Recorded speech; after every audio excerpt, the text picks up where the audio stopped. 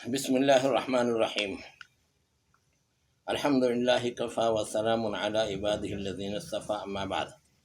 معزز سامعین، رمضان مبارک کے مسائل میں سے ایک اہم مسئلہ رؤیت ہلال کا ہے۔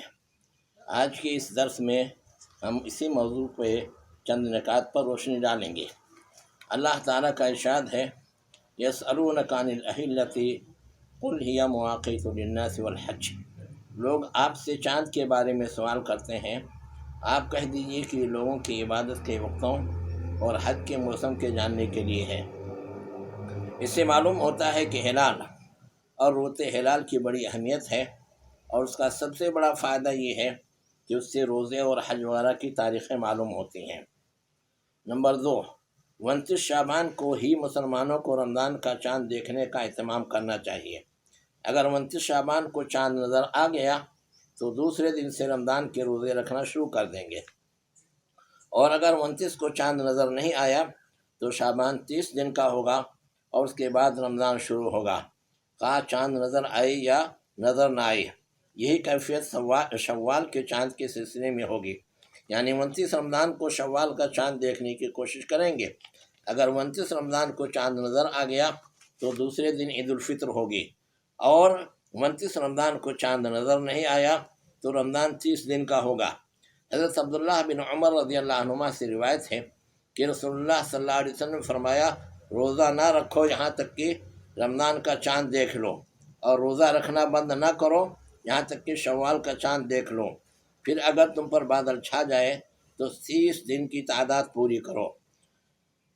اس حدیث سے معلوم ہوتا ہے کہ اگر 29 شعبان کو مطلع ابر آلود ہو اور چاند نظر نہ آئے تو شعبان کے 30 دن مکمل کر کے روزہ رکھنا شروع کریں گے، اور ایسی صورت میں 30 شعبان کو یہ سوچ کر روزے رکھنا کہ شاید دوسری جگہ چاند ہوا ہو، یوم الشک کا روزہ ہے جو ممنوع ہے۔ رسول اللہ صلی اللہ علیہ وسلم نے فرمایا، من صام یوم الشک فقد عصى ابا القاسم، جس نے شک کے دن روزہ رکھا اس نے ابو القاسم صلی اللہ علیہ وسلم کے نافرمانی کی۔ اسی طرح 29 رمضان کو چاند نظر نہ آئے تو 30 رمضان کو پورا کر کے عید الفطر منائیں گے، گویا کہ روزے کے آغاز و انتہا میں رؤیت ہلال یا 30 دن مکمل ہونے کا اعتبار ہوگا۔ معلوم رہے کہ رؤیت ہلال کے ہونے کا مطلب یہ نہیں ہے کہ ہر مسلمان چاند دیکھے، چنانچہ نابینا اور کمزور نظر والے لوگوں، اسی طرح گھروں میں رہنے والی خواتین وغیرہ کے چاند نہ دیکھنے سے ثبوت ہلال پر کوئی اثر نہیں پڑے گا، اور یہ لوگ روزہ رکھیں گے۔ ماہ رمضان کے چاند کے ثبوت کے لیے ایک معتبر مسلمان کی گواہی کافی ہے۔ حضرت عبداللہ بن عباس رضی اللہ عنہ سے روایت ہے کہ انہوں نے بیان کیا کہ ایک دیہاتی نبی صلی اللہ علیہ وسلم کے پاس آیا اور کہا کہ میں نے رمضان کا چاند دیکھا ہے۔ تو آپ نے فرمایا، کیا تو اس بات کی گواہی دیتا ہے کہ اللہ کے سوا کوئی معبود برحق نہیں؟ اس نے کہا ہاں۔ آپ نے فرمایا، کیا تو اس بات کی گواہی دیتا ہے کہ محمد صلی اللہ علیہ وسلم اللہ کے رسول ہیں؟ اس نے کہا ہاں۔ تب آپ نے فرمایا، اے بلال، جا کر لوگوں میں اعلان کر دو کہ کل سے روزہ رکھیں۔ اور عبداللہ بن عمر رضی اللہ عنہما سے روایت ہے کہ لوگ رمضان کا چاند دیکھنے کے لیے اکٹھا ہوئے اور انہوں نے چاند دیکھنے کی کوشش کی۔ میں نے دیکھا اور اکیلے ہی جا کے رسول اللہ صلی اللہ علیہ وسلم کو خبر دی کہ میں نے چاند دیکھا ہے، تو آپ نے خود روزہ رکھا اور لوگوں کو روزہ رکھنے کا حکم دیا۔ ان دونوں حدیثوں سے معلوم ہوتا ہے کہ رمضان کے چاند کے ثبوت کے لیے ایک معتبر مسلمان کی گواہی کافی ہے۔ البتہ عید الفطر اور عید الاضحیٰ میں، یعنی شوال و ذی الحجہ کے چاند کی رؤیت کی ثبوت کے لیے 2 معتبر مسلمان مردوں کی گواہی یا ایک مسلمان مرد اور 2 عورتوں کی گواہی ضروری ہے۔ حضرت حارث بن حاتب سے روایت ہے کہ رسول اللہ صلی اللہ علیہ وسلم نے ہم سے عہد لیا کہ ہم اعمال حج اور قربانی نہ کریں مگر چاند دیکھ کر، اور اگر چاند نہ دیکھیں اور دو عادل گواہ گواہی دیں تو ان کی شہادت کی بنا پر ارکان حج ادا کریں۔ اس مسئلے میں علماء کرام کا اختلاف ہے کہ ایک علاقے کی رؤیت دوسرے تمام علاقوں کے لیے معتبر ہوگی کہ نہیں۔ کچھ علماء کرام اس کے قائل ہیں کہ ایک علاقے کی رؤیت دوسرے تمام علاقوں کے مسلمانوں کے لیے معتبر اور کافی ہوگی، اور کچھ علماء کا خیال ہے کہ ایک علاقے کی رویت دوسرے علاقے کے مسلمانوں کے لیے مطلقاً معتبر نہیں۔ اور تیسرا قول یہ ہے کہ جو علاقے مطلع کے اعتبار سے قریب قریب ہیں، یعنی جن علاقوں میں عموماً چاند ایک ہی دن نکلتا ہے، ان میں ایک جگہ کی رویت دوسری جگہ کے لیے معتبر ہوگی، اور جن علاقوں کے درمیان بہت دوری ہے جیسے اندلس اور حجاز اور مطالع مختلف ہیں، وہاں ایک علاقے کی رویت دوسرے علاقے کے لیے معتبر نہیں ہوگی۔ اور ہی اس مسئلے میں معتدل اور راجح ہے، کیونکہ امام احمد، امام مسلم، امام ابو داود، امام ترمذی اور امام نسائی نے حضرت قریب رضی اللہ تعالی عنہ سے روایت کی ہے کہ ام الفضل رضی اللہ عنہ نے انہیں ایک کام کے لیے شام حضرت معاویہ رضی اللہ تعالی عنہ کے پاس بھیجا۔ شام پہنچ کر انہوں نے ان کا کام کیا۔ وہ کہتے ہیں کہ میں شام میں ہی تھا کہ رمضان کا چاند نکل آیا۔ ہم نے جمعہ کی رات میں چاند دیکھا۔ مہینے کے آخر میں جب میں مدینہ آیا تو حضرت ابن عباس رضی اللہ عنہ نے چاند کا تذکرہ کیا اور مجھ سے پوچھا کہ تم لوگوں نے کب چاند دیکھا ہے؟ میں نے کہا جمعہ کی رات میں۔ انہوں نے کہا کہ تم نے دیکھا تھا؟ میں نے کہا ہاں میں نے دیکھا، اور لوگوں نے دیکھا، اور سبوں نے روزہ رکھا، اور حضرت معاویہ نے بھی روزہ رکھا۔ حضرت ابن عباس رضی اللہ عنہ نے فرمایا مگر ہم لوگوں نے تو سنیچر کی رات میں دیکھا ہے، اس واسطے ہم لوگ برابر روزہ رکھیں گے یہاں تک کہ 30 دن پورا کریں گے یا چاند نظر آ جائے گا۔ میں نے عرض کیا کہ آپ حضرت معاویہ رضی اللہ تعالیٰ کی رویت اور روزہ رکھنے پر اکتفا نہیں کریں گے؟ انہوں نے فرمایا نہیں، ہمیں رسول اللہ صلی اللہ علیہ وسلم نے اسی طرح کا حکم دیا ہے۔ اس سے صاف معلوم ہوتا ہے کہ اختلاف رویت اور اختلاف مطالع کا اعتبار ہوگا۔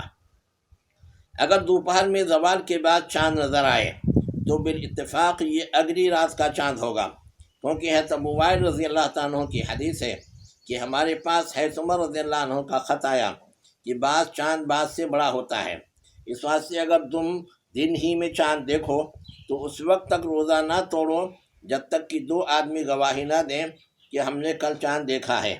اس میں حضرت عمر رضی اللہ تعالیٰ عنہ نے قبل الزوال اور بعد الزوال میں فرق نہیں کیا ہے۔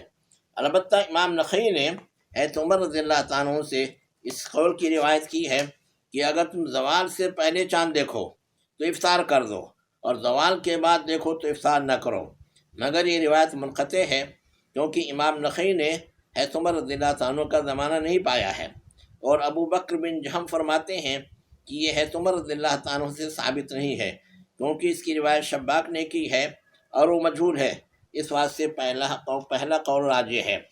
تو روزہ اور عید کے لیے جنتری اور کیلنڈر کا اعتبار نہیں، بلکہ رویت ہلال یا 30 دن کے مکمل ہونے کا اعتبار ہوگا۔ ایک حدیث میں یہ ہے کہ رسول اللہ صلی اللہ علیہ وسلم نے فرمایا ہم ان پڑھ قوم ہیں، ہم حساب کتاب نہیں رکھتے، مہینہ اس طرح اور اس طرح اور اس طرح ہوتا ہے، اور تیسری دفعہ آپ نے انگوٹھے کو موڑ کر گرہ لگا لیا، پھر فرمایا کبھی مہینہ اس طرح اور اس طرح ہوتا ہے، یعنی مہینہ کبھی 30 دن کا ہوتا ہے، کبھی 29 دن کا ہوتا ہے۔ اس حدیث سے صاف معلوم ہوتا ہے کہ کیلنڈر اور جنتری اور علماء فلکیات کی آراء کے بجائے رویت ہلال یا 30 دن مکمل ہونے کا اعتبار ہوگا۔ بعض لوگوں کے درمیان جو یہ مشہور ہے کہ جیسے ہی رمضان کا چاند نظر آئے سورہ فتح 3 بار پڑھنے سے روزے آسانی سے گزر جاتے ہیں، یہ بالکل بے اصل ہے اور کتاب و سنت سے اس کا ثبوت نہیں ہے۔ رمضان کے روزے کے لیے شعبان کی تاریخوں کے شمار کرنے کا اہتمام کرنا چاہیے تاکہ انہیں 29 شعبان کی تاریخ معلوم رہے اور اس روز شعبان کے چاند کو دیکھنے کا اہتمام کریں۔ حضرت ابو ہریرہ رضی اللہ تعالیٰ عنہ سے روایت ہے کہ رسول اللہ صلی اللہ علیہ وسلم نے فرمایا احصوا ہلال شعبان لرمضان، رمضان کے روزے کے لیے شعبان کے چاند یعنی تاریخوں کو شمار کرو۔ اور حضرت عائشہ رضی اللہ عنہا سے روایت ہے کہ رسول اللہ صلی اللہ علیہ وسلم شعبان کے ایام شمار کرنے پر جتنی توجہ فرماتے تھے اتنی اس کے علاوہ دوسرے مہینوں کے لیے نہیں فرماتے تھے۔ پھر رمضان کا چاند دے کر روزہ رکھتے، اور اگر آپ کے اوپر ابر چھا جاتا تو شعبان کے 30 دن شمار کرتے پھر روزہ رکھتے۔ چاند کے چھوٹے بڑے ہونے کا اعتبار نہیں، اصل اعتبار اس کی رویت کا ہے۔ ابو البختری سے روایت ہے، انہوں نے بیان کیا کہ ہم عمرہ کے لیے نکلے، جب ہم بطن نخلا میں اترے تو سب نے چاند دیکھنا شروع کیا، بعض نے چاند دیکھ کر کہا یہ 3 دن کا چاند ہے، اور بعض نے کہا کہ یہ 2 رات کا چاند ہے۔ پھر ہماری ملاقات حضرت عبداللہ بن عمر رضی اللہ عنہما سے ہوئی تو ہم نے کہا کہ ہم لوگوں نے چاند دیکھا، تو کسی نے کہا یہ 3 رات کا ہے، اور بعض نے کہا یہ 2 رات کا ہے۔ تب انہوں نے پوچھا کہ تم لوگوں نے کس رات یہ چاند دیکھا؟ ہم نے کہا کہ فلاں رات کو۔ انہوں نے کہا بے شک رسول اللہ صلی اللہ علیہ وسلم کے بقول اللہ تعالیٰ نے رویت کے لیے اس کو بڑھا دیا ہے، لہٰذا یہ چاند اسی رات کا ہے جس رات کو تم نے دیکھا ہے۔ اس حدیث سے معلوم ہوا کہ چاند نکلتے وقت کبھی بڑا اور کبھی چھوٹا ہوتا ہے، مگر اس کا اعتبار نہیں ہوتا، اصل اعتبار اس کی رویت کا ہوتا ہے، اور جس دن چاند نظر آئے گا اسی دن کا مانا جائے گا۔